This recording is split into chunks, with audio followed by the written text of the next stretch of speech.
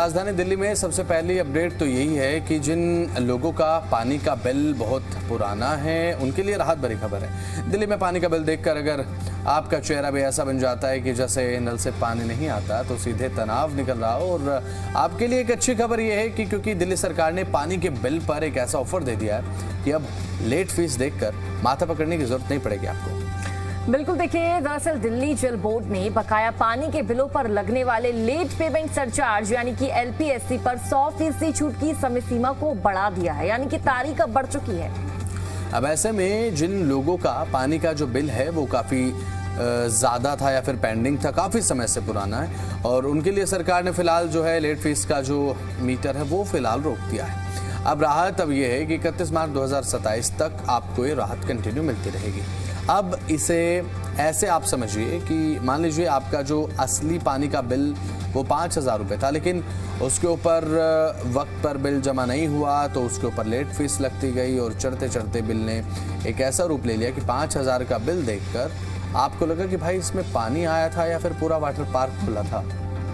बिल्कुल, देखिए, लेकिन अब राहत की खबर ये है, राहत की बात ये है कि अगर आप इस योजना के दायरे में आते हैं तो आपको मूल बकाया राशि यानी कि प्रिंसिपल अमाउंट चुकाना होगा और उस पर जुड़ी LPSC की रकम 100% माफ हो जाएगी। देखिए, दिल्ली सरकार में मंत्री प्रवेश साहिब सिंह ने इस फैसले की जानकारी दी है। सरकार का साफ कहना है कि कई परिवार वर्षों से पुराने पानी के बिल और उस पर बढ़ती लेट फीस के बोझ से परेशान थे। अब उन्हें अपना पुराना हिसाब किताब साफ करने का मौका दिया गया है। और मतलब साफ है कि पानी का बिल पुराना है तो उसे अलमारी में रखकर ये मत सोचिए कि शायद एक दिन खुद ही गायब हो जाएगा। अब ये बिल है, सरकारी बिल है, पुराना होने से इतिहास नहीं बनता, ब्याज और सरचार्ज बल्कि उल्टा बढ़ने लगता है। बिल्कुल, देखिए, इसलिए अगर आपके घर का पानी का जो बिल है लंबे समय से बकाया है तो इस छूट का फायदा जरूर उठाएं। फायदा इसलिए उठाएं क्योंकि देखिए बिल्कुल बसंत, देखिए, मूल रकम चुकाइए, लेट फीस की टेंशन को भूल जाइए, क्योंकि बसंत लोग यही सोचते थे ना कि भाई इसमें पेनल्टी बढ़ती रहेगी, चार्ज बढ़ता रहेगा और बिल काफी ज्यादा हैवी हो जाएगा। और जिस तरह से हम जानकारी दे ही रहे हैं कि लोग ये भी कहीं ना कहीं सोचते हैं कि भाई अपना बिल गायब हो जाएगा, कुछ ना कुछ हो जाएगा, लेकिन अब घबराने की बात नहीं है। सरकार ने माफ कर दिया है और आगे जो समय सीमा है वो भी बढ़ा दी है। इशिका की भी टेंशन खत्म हो चुकी है। तो पुराना पानी का जो बिल है वो अब आपका कम हो जाएगा। अब LPSC जो चार्ज है वो 100% माफ होगा। इशिका, तुम्हारा कितना बिल पेंडिंग है, जल्दी बताओ। 0। इसका मतलब अभी तो कुछ भी नहीं भरा है। सब भर दिया है, कुछ पेंडिंग नहीं है।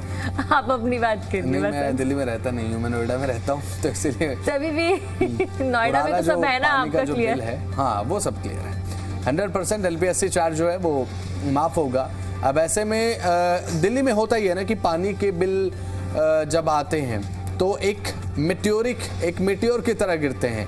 किसी भी घर में पानी का बिल आता है तो सबसे पहले देख के तो यही आंखें खुल जाते हैं कि भाई ये पानी का बिल है या ये बिजली से भी ज़्यादा बिल आया है, आखिर कैसा। उस समय लोग ये नहीं सोचते कि हमने 8 साल से पानी का बिल नहीं भरा है, पिछले 5 साल से ब्याज लग गया है। उसके बाद आपको थोड़ा होश आता है, और यही व्यथा जो है इस समय दिल्ली सरकार समझ ही रही कि भाई हमारे दिल्ली वाले इतने परेशान हो रहे हैं पानी के बिलों को लेकर, चलिए थोड़ी सी रियायत कर देते हैं, थोड़ी सी राहत दे देते हैं। अब LPSC चार्ज 100% माफ होगा और अब इसकी समय सीमा भी तो बढ़ा दी गई है। 31 मार्च 2027 तक इसकी समय सीमा बढ़ाई गई है। शिका, बिल्कुल बसंत, लोगों के लिए राहत की खबर के रूप में से देखा जा रहा है, क्योंकि लोग परेशान थे। भाई सरचार्ज इतना हो जाता था कि भाई लोग असमंजस की स्थिति में चले जाते थे, हम अपना बिल पे करें या फिर पेनल्टी पे करें, लेकिन अब पेनल्टी पूरी तरह से माफ कर दी गई है। लेकिन आपका जो पेंडिंग बिल है यानी कि जो बकाया है वो तो आपको भरना होगा। बहरहाल बसंत, आगे बढ़ते हैं, एक बड़ी जानकारी अपने दर्शकों को दे दें। राजधानी दिल्ली में डेंगू का खतरा लगातार बढ़ता जा रहा है क्योंकि मानसून एक्टिव है। एक तरफ डेंगू के खतरनाक डेंगू ट्विस्ट 10 के मरीजों की संख्या ज्यादा देखी जा रही है, तो इसी के साथ दूसरी तरफ मच्छरों की रोकथाम के लिए जिम्मेदार MCD के जन स्वास्थ्य विभाग की सक्रियता पर बड़े सवाल खड़े हो रहे हैं। बिल्कुल, देखिए भाई, इशिका ने तो अभी रिकवर किया है फ्लू से, जुकाम से, सर्दी खांसी थे, तो इसीलिए she is very alert at that time. ये तो बहुत अलर्ट है, आपको भी अलर्ट होने की जरूरत है, क्योंकि भाई on a serious note Delhi में इशिका डेंगू के 450 केस हैं मलेरिया के 180 केसेस हैं, चिकनगुनिया के 35 मामले अभी तक सामने आ चुके हैं। स्वास्थ्य विभाग में हड़कंप। ऐसे में अब आने वाले दिनों में मच्छरों से फैलने वाली जो बीमारियां हैं, इनका खतरा बढ़ने की आशंका है। मानसून चल रहा है, बारिश होकर रुक रही है, कहीं पानी जमा हो रहा है, तो वहां पर जो है मच्छर पनपते हैं। मच्छरों की रोकथाम के लिए घर घर अब मच्छर रोधी दवाओं का छिड़काव और जो ब्रीडिंग की जांच है वो बहुत ज़्यादा ज़रूरी भी हो जाती है। बिल्कुल, इसकी जिम्मेदारी एमसीडी के जन स्वास्थ्य विभाग की है, लेकिन इस साल इन दोनों गतिविधियों में पिछले साल की तुलना में कमी सामने आई है। सबसे ज्यादा चिंता मच्छर रोधी दवाओं के छिड़काव को लेकर बनी हुई है। देखिए, जन स्वास्थ्य विभाग की रिपोर्ट के अनुसार 1 जनवरी से 8 अगस्त 2026 तक एमसीडी ने 2,75,767 घरों में मच्छर रोधी दवाओं का छिड़काव किया। पिछले साल 1 जनवरी से 9 अगस्त तक 7,03,993 घरों में दवा का छिड़काव किया गया। यानी कि इस साल करीब 4,28,000 घरों में कम छिड़काव हुआ है। मेरे घर में तो बसंत छिड़काव हुआ ही नहीं अब तक। तुम्हारे घर में छिड़काव नहीं हुआ, मुझे लगता है इसीलिए शायद आप बीमार भी पड़े इसी का। लेकिन उसके बाद पिछले साल हुआ था। पिछले साल हुआ था। तो अभी फिलहाल तो ये तो बहुत बड़ी दिक्कत है भाई, क्योंकि जन स्वास्थ्य विभाग अगर इस चीज़ को नहीं समझ रहा है कि भाई पिछले साल की तुलना में छिड़काव अगर कम हो रहा है, तो भाई देखिए ऑटोमेटिकली केस जो हैं वो राइज करेंगे ही, वो बढ़ेंगे ही। आंकड़ों के मुताबिक छिड़काव में करीब 61% की भारी कमी है इस साल। आप खुद सोचिए, पिछले साल जहां 7 लाख घरों में छिड़काव हुआ था, वहीं अब की बार 2.5 लाख घरों में छिड़काव मात्र हुआ है। तो ये तो बहुत बड़े आंकड़े की गिरावट है, बहुत बड़ी गिरावट है कि भाई इस साल तो कुछ छिड़काव हुआ ही नहीं है पिछले साल की तुलना में। लेकिन बसंत, यहाँ पर ये भी सवाल है ना कि सारा जो ध्यान है वो प्रशासन या फिर विभाग की तरफ से ही नहीं रखा जाएगा, बल्कि लोगों को भी अपना ध्यान खुद रखना चाहिए, अपने घर में साफ सफाई रखनी चाहिए। बरसाती मौसम चल रहा है, बीमारियों का खतरा बढ़ जाता है। ऐसे में लोगों को अपने घरों का तमाम जो सामान है उसका भी ध्यान रखना चाहिए।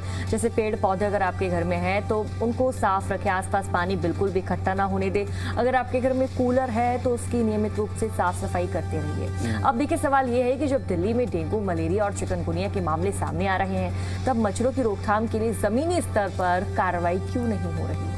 बिल्कुल, और क्या एमसीडी की ये सुस्ती राजधानी में लोगों पर भारी पड़ सकती है? बड़ा सवाल है, क्योंकि बीमारी फैलने का जो खतरा है वो बढ़ रहा है। उसके बाद इलाज से ज़्यादा ज़रूरी ये है कि समय रहते मच्छरों के पनपने पर रोक लगाना, और साथ ही ऐसे में दिल्ली के बढ़ते हुए मामलों के बीच एमसीडी की तैयारियों पर सवाल उठना तो लाजमी है। क्योंकि पिछले साल इतने घरों में छिड़काव हुआ, इशिका के घर में भी छिड़काव हुआ, लेकिन भाई अब की बार ना तो इशिका के घर में छिड़काव हुआ, ना पिछले साल जितने लोगों के घरों में जाके चेकिंग की गई थी कि मच्छरों की ब्रीडिंग तो नहीं हो रही है, या फिर कुछ ऐसे डेंगू और मलेरिया के लार्वा तो नहीं पनप रहे हैं। ये अमूमन होता है हर साल मानसून के सीजन में, क्योंकि मच्छर जनित बीमारियां जो है वो ज़्यादा राइज करती हैं। बट इस साल जो है ऐसा कुछ भी देखने को नहीं मिला। इस साल जो है वो 60% तक की गिरावट है, दवाओं के छिड़काव में भी और साथ ही चेकिंग में भी। तो अपने आप में जो डेंगू के केसेस है वो तो बढ़ेंगे।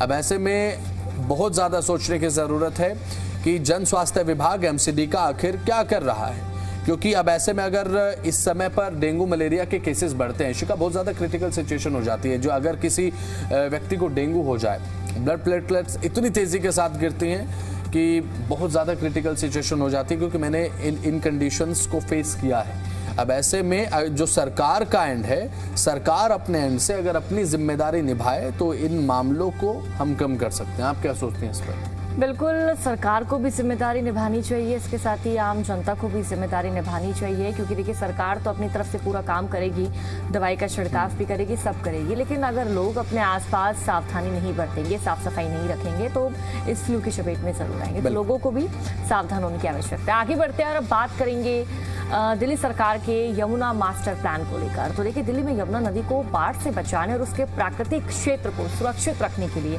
एक बड़ा कदम उठाया जा रहा है। अब यमुना के सक्रिय फ्लड प्लेन यानी कि उस इलाके की जो समय है वो तय किया जाएगा, जो सीमा है वो तय की जाएगी जहां नदी में बड़ी बाढ़ आने पर पानी फैल सकता है। इसके लिए 25 साल में आई सबसे बड़ी बाढ़ को आधार बनाया गया है।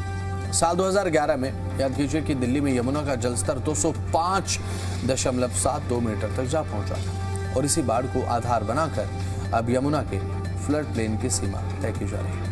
देखिए, आसान भाषा में समझे तो इस जलस्तर को राउंड ऑफ करके 206 मीटर माना गया है, और जियो स्पेशियल दिल्ली लिमिटेड यानी कि GSDL ने इसी आधार पर यमुना के फ्लड प्लेन का नक्शा तैयार किया है। ये नक्शा 20 शीट में तैयार किया गया है और अब इसे दिल्ली विकास प्राधिकरण यानी कि DDA को भेजा गया है। DDA अब मौके पर जाकर देखेगा कि नक्शे में दिखाई गई सीमा जमीन पर सही है या फिर सही नहीं है। आखिर फ्लड प्लेन होता क्या है वो बसंत आपको बताएंगे। बिल्कुल, देखिए फ्लड प्लेन को बहुत आसान भाषा में अगर समझे, ये नदी के आसपास का वो इलाका होता है जहाँ पर बाढ़ आने पर नदी का जो पानी है वो फैल जाता है, उसे फ्लड प्लेन आप कह देते हैं। यमुना की यही ज़मीन बाढ़ के पानी को संभालने में महत्वपूर्ण भूमिका निभाती है और इसी वजह से मास्टर प्लान 2047 में सक्रिय फ्लड प्लेन को अब निर्माण निषिद्ध क्षेत्र माना गया है, यानी कि वहां पर आप निर्माण नहीं कर सकते।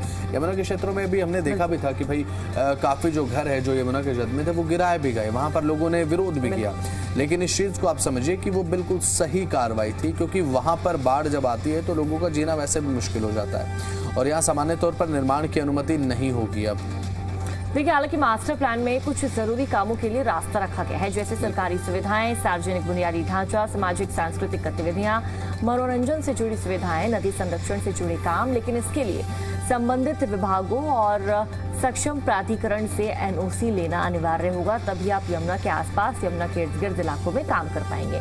यही बात पर्यावरण विशेषज्ञों को परेशान कर रही है। विशेषज्ञों का साफ ये कहना है कि अगर फ्लड प्लेन में अलग अलग तरह की गतिविधियां और निर्माण को अनुमति दे दी गई तो भविष्य में यमुना की जमीन पर दबाव बढ़ सकता है, जिसके चलते पानी का जो संकट है वो भी गहरा सकता है, यमुना नदी का जलस्तर भी बढ़ सकता है। उनका ये साफ तर्क है कि फ्लड प्लेन का मुख्य उद्देश्य नदी को खुली जगह देना और बाढ़ के पानी को फैलने की प्राकृतिक जगह उपलब्ध कराना है। लेकिन अभी एट दैट मोमेंट तो मुझे लगता नहीं है कि भाई खतरे के निशान के आसपास भी यमुना का जो वाटर लेवल है हाल फिलहाल में था बसंत, लेकिन कहीं ना कहीं डर सता रहा था क्योंकि हथनीकुंड बैराज से भी पानी छोड़ा गया था। ऐसे में डर लगातार लोगों के मन में भी था कि अगर भाई यमुना का जलस्तर बढ़ गया तो आसपास जो वहाँ पर लोग रहते हैं उनका क्या होगा। वो जो इलाके हैं, जो क्षेत्र है, वो प्रभावित होते ही होते। लेकिन राहत गनीमत की बात ये रही कि उन क्षेत्रों को कोई नुकसान नहीं पहुंचा क्योंकि यमुना का जलस्तर नहीं बढ़ा। लेकिन आगामी वक्त में, आगामी सालों में इस तरह की जो तस्वीर है वो उत्पन्न ना हो, इसके लिए दिल्ली सरकार अभी से ही तैयारी में है। बिल्कुल, और 2011 की बाढ़ को क्यों आधार माना गया वो जरा समझिए। साल 2011 में यमुना का जलस्तर 205.7 होता, जिसे अब ग्राउंड फिगर के तौर पर 206 माना गया, जैसे कि इशिका ने बताया। उस समय यहाँ पर ताजे बाले से करीब 6.41 लाख क्यूसेक पानी छोड़े जाने के बाद दिल्ली में यमुना का जलस्तर इतना बढ़ गया था कि संभालना मुश्किल था। IIT दिल्ली के आंकलन के मुताबिक करीब 25 साल में एक बार आने वाली सबसे बड़ी बाढ़ थी। पिछले 25 साल की हम बात कर रहे हैं और इसीलिए अब इसी बाढ़ को आधार बनाकर यमुना के सक्रिय फ्लड प्लेन की सीमा को निर्धारित किया जा रहा है। ये प्रक्रिया NGT के 13 जनवरी 2015 के आदेश से भी जुड़ी हुई है। NGT ने 25 साल में आने वाली अधिकतम बाढ़ के आधार पर नदी के बाढ़ क्षेत्र की पहचान करने की बात कही थी। यमुना के लिए योजना क्या क्या है वो आपको समझाते हैं। मास्टर प्लान में यमुना के बाढ़ क्षेत्र को सुरक्षित रखने के लिए कई योजनाएं शामिल है। वजीराबाद से ओखला बैराज के बीच करीब 1700 हेक्टेयर क्षेत्र में नम भूमि, प्राकृतिक गड्ढों और बाढ़ मैदान में पारिस्थितिकी तंत्र को फिर से मजबूत करने की योजना है सरकार की। पुरानी नम भूमियों को साफ कर उन्हें बाढ़ के पानी को रोकना और जमा करने के लिए इस्तेमाल किया जाएगा। इसके अलावा बाढ़ क्षेत्र में जंगल और घास के मैदान विकसित करने की योजना भी सरकार की तरफ से बनाई गई है। नदी के किनारे जहां पर संभव होगा वहां पर ग्रीन बफर जोन बनाए जाएंगे। करीब 52 किलोमीटर लंबे साइकिल ट्रैक का भी प्रावधान है। तटबंधों के साथ 75 से 100 मीटर चौड़ा सार्वजनिक ग्रीन वे विकसित करने की संभावना भी यहाँ पर रखी गई है। बिल्कुल, इसके साथ ही यमुना में गिरने वाले 22 नालों के सीवेज को ट्रीट करने की योजना है ताकि नदी में प्रदूषण कम किया जा सके। यानी कि बसंत, आप ये देखिए कि सरकार की तरफ से पूरा मास्टर प्लान तैयार कर लिया गया है कि भाई यमुना को सुरक्षित रखना है तो किस तरह से काम करना है, आसपास के क्षेत्रों में क्या कुछ रहने वाला है, निर्माण की जो पूरी प्रक्रिया रहेगी उस पर रोक लगा दी गई है। अगर निर्माण करना है, अगर सरकारी कुछ कामकाज भी वहाँ होता है तो परमिशन ली जाएगी। एक एक चीज को बारीकी से देखा जाएगा। आज तो एक बहुत बड़ा स्वच्छता अभियान भी चलने जा रहा है। बिल्कुल बस ये भी अब आपको बता देते कि भाई आज एक बहुत बड़ा स्वच्छता अभियान भी है। तो हमने यमुना की बात की, लेकिन इसी के साथ साथ एक और अपडेट इसी में हम ऐड ऑन कर रहे हैं इसी खबर में, वही कि स्वच्छता अभियान भी आज भाई दिल्ली में चलाया जाएगा और साथ ही मुख्यमंत्री रेखा गुप्ता के नेतृत्व में ये स्वच्छता अभियान चलाया कराया जाएगा। तमाम जो आपको पूरी की पूरी कैबिनेट है, मंत्री विधायक हैं, वो आपको ऑन ग्राउंड आज नजर आने वाले हैं। यानी कि सीधा मतलब ये है कि दिल्ली को साफ करना उद्देश्य है। एक तरफ यमुना का फ्लड प्लेन जो एरिया है वो डेवलप करना ताकि बाढ़ जैसी कंडीशन ना हो, दूसरी तरफ दिल्ली में आज मेगा सफाई अभियान भी एक टॉप हेडलाइन बन चुका है। अब दिल्ली में इसी बीच एक और चीज चल रही है, स्पेशल इंटेंसिव रिवीजन यानी कि SIR। आपने अभी तक नाम तो सुन ही लिया होगा। अब इसके तहत मतदाताओं की गणना फॉर्म जमा करने का आज आखिरी दिन है। ऐसे में अंतिम दिन बड़ी संख्या में मतदाताओं के सामने फॉर्म जमा करने की एक बहुत बड़ी चुनौती भी है। देखिए, प्रशासन के सामने भी तय समय सीमा के अंदर ज्यादा से ज्यादा फॉर्म को रिकॉर्ड में दर्ज करना और उनका डिजिटल रिकॉर्ड तैयार करने की बड़ी जिम्मेदारी है। SIR की प्रक्रिया के तहत BLO यानी कि बूथ लेवल ऑफिसर घर घर जाकर मतदाताओं को गणना फॉर्म उपलब्ध करा रहे हैं। अब इन फॉर्म को जमा कराने के साथ साथ उनका डिजिटल रिकॉर्ड भी तैयार किया जा रहा है। लेकिन आंकड़े बताते हैं कि अभी तक दिल्ली में सिर्फ 66.99% फॉर्म ही डिजिटल हो पाए हैं। यानी बड़ी संख्या में फॉर्म अभी भी डिजिटल रिकॉर्ड में दर्ज होना बाकी है। अब ऐसे में आखिरी दिन अधिकारियों और कर्मचारियों की सामने लंबित फॉर्म को जल्द से जल्द दर्ज करने की चुनौती भी बनी हुई है। एक तरफ लोगों के सामने चुनौती है कि भाई जिन लोगों ने अभी तक फॉर्म अपने सबमिट नहीं किए हैं उन लोगों को फॉर्म सबमिट करना है। दूसरी तरफ यहाँ पर BLOs के सामने चुनौती है कि फॉर्म उन्हें रिसीव करने हैं ज़्यादा से ज़्यादा आज के दिन, और दूसरी तरफ कई मतदाता फॉर्म भरने और साथ ही जमा करने की प्रक्रिया को लेकर भी एक असमंजस में अभी तक नजर आ रहे हैं। अभी तक उन्हें ये क्लियर ही नहीं है कि आखिर करना क्या है। बिल्कुल, देखिए बसंत, किसी को दस्तावेजों की लेकर जानकारी नहीं है कि डॉक्यूमेंट्स हमें फिल क्या करने हैं। 2002 का जो वोटर ID कार्ड है, क्या उसमें नाम है नहीं है, जो पूरी लिस्ट आ रही है जो वेबसाइट के माध्यम से देखा जा रहा है। मतलब लोग काफ़ी ज़्यादा परेशान भी नजर आए हैं। और देखिए, जानकारी ये भी कि BLO घर घर जाकर फॉर्म तो वितरित कर रहे हैं, लेकिन कई जगह ऐसी भी है जहाँ पर BLO फॉर्म घर घर जाकर वितरित नहीं कर रहे हैं। बसंत, लोगों को खुद BLO तक पहुँचना पड़ रहा है अपने फॉर्म को लेकर। हाँ, अपनी एरिया की मैं तस्वीर अपनी जानकारी दे रही हूँ। हालांकि फैमिली का हो गया, हम सबका हो गया है प्रॉपर क्लियर, लेकिन जो लोग हैं, हमने आस पड़ोस में भी देखा कई ऐसे लोग थे जिनको परेशानी हुई है और लगातार डेट भी एक्सटेंड हो रही थी। तो मुझे ऐसा लग रहा है बसंत कि आज भी शायद ये जानकारी आ जाए कि डेट एक्सटेंड हो सकती है, लेकिन आप डेट एक्सटेंड होने का इंतजार बिल्कुल भी मत कीजिए।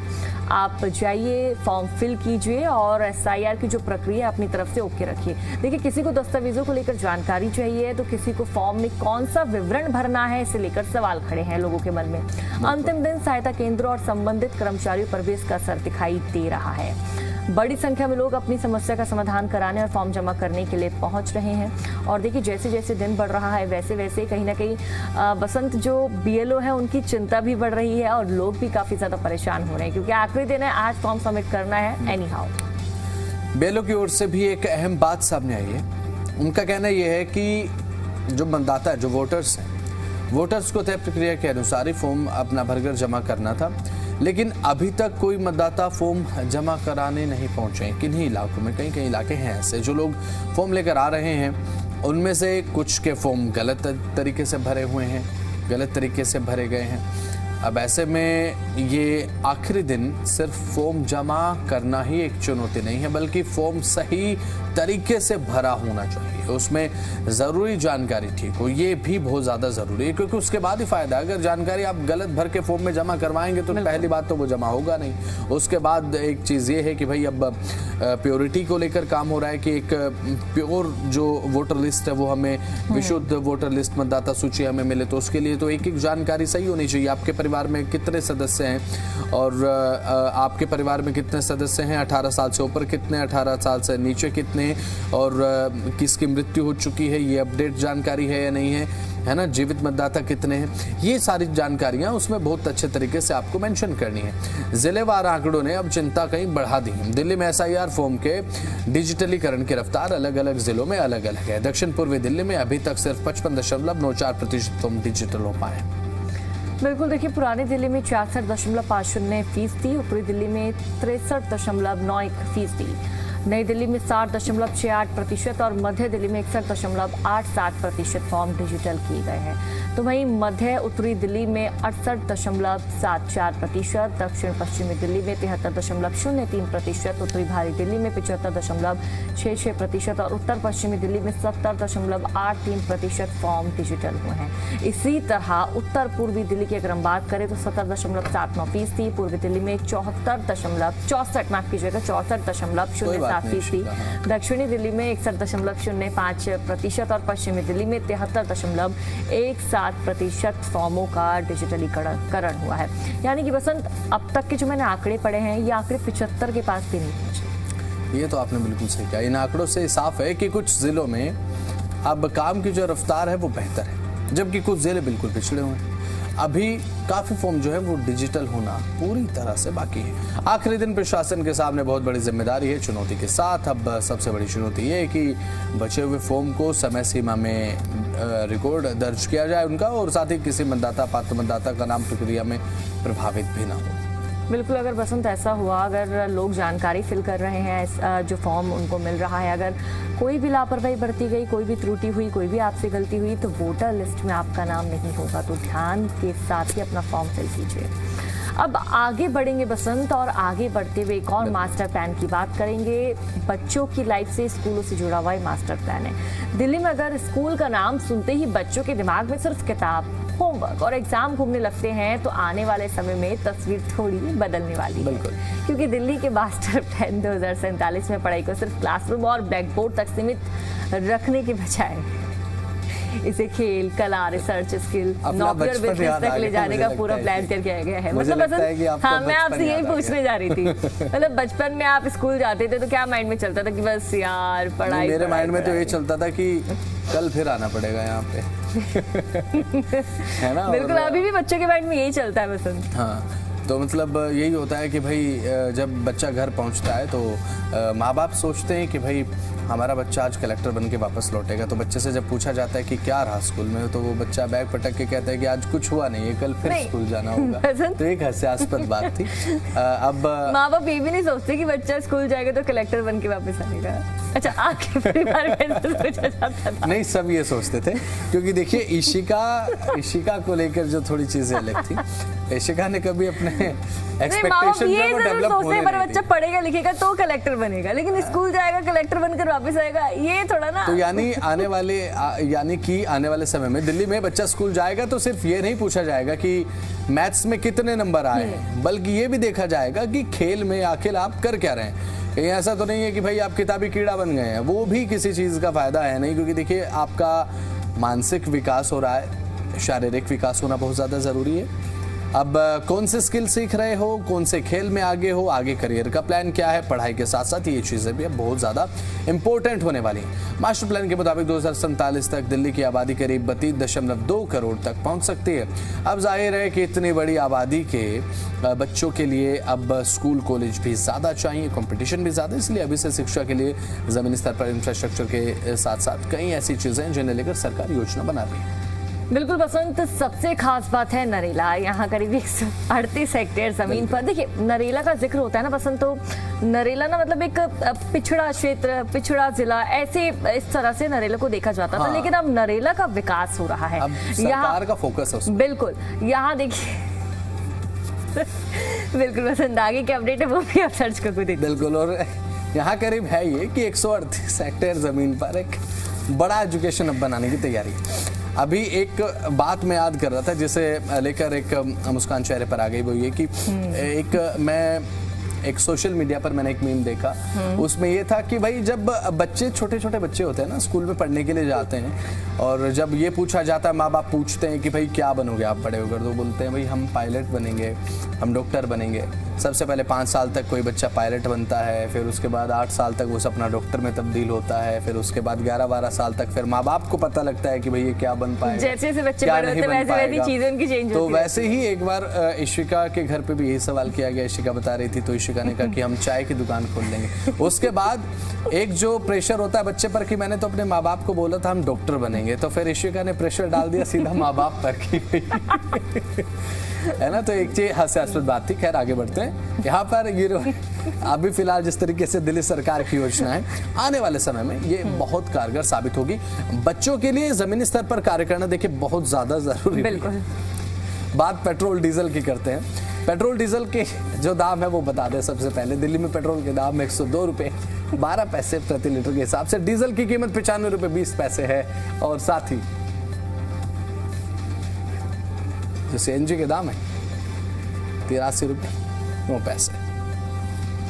बिल्कुल बसंत ने दिल्ली के प्राइस आपको बताया। नोएडा में अगर पेट्रोल की बात करें 102 रुपए 12 पैसे, डीजल 95 रुपए 56 पैसे, सीएनजी 91 रुपए 70 पैसे। गुरुग्राम के दाम भी अपने दर्शकों को बता देते हैं। पेट्रोल की कीमत 102 रुपए 97 पैसे, डीजल 95 रुपए 56 पैसे, और साथ ही जो सीएनजी की कीमत है गुरुग्राम में वो 88 रुपए 12 पैसे, यानी कि दिल्ली से कुछ ज्यादा, नोएडा से लेकिन कम यहाँ पर सीएनजी के दाम देखने को मिले। सोने चांदी के भाव के बारे में जल्दी से बताते हैं आपको। इसी के साथ सोने का भाव है 1,55,000 रुपए प्रति 10 ग्राम 24 कैरेट सोना आपको इतने में मिलेगा। बिल्कुल, इसके साथ ही चांदी का दाम भी अपने दर्शकों को बता देते बसंत है कि 2,50,000 रुपए आपको किलो चांदी के दाम थोड़े चांदी का दाम, हाँ चांदी के दाम में कहीं ना कहीं उतार चढ़ाव देखने को मिल रहा है। गोल्ड के दाम भी 1,40,000 अभी तक थे पिछले 10 से 15 दिनों में, लेकिन अब एक स्लाइटली एनहेंसमेंट यहाँ पर गोल्ड के प्राइस में देखने को मिला। तो ये वो तमाम अपडेट्स थे जो हमने आप तक साझा किए। अभी फिलहाल समय की कमी है इस कार्यक्रम में। आज के लिए इतना ही। हर एक अपडेट हमने आपको पहुंचाई। कल फिर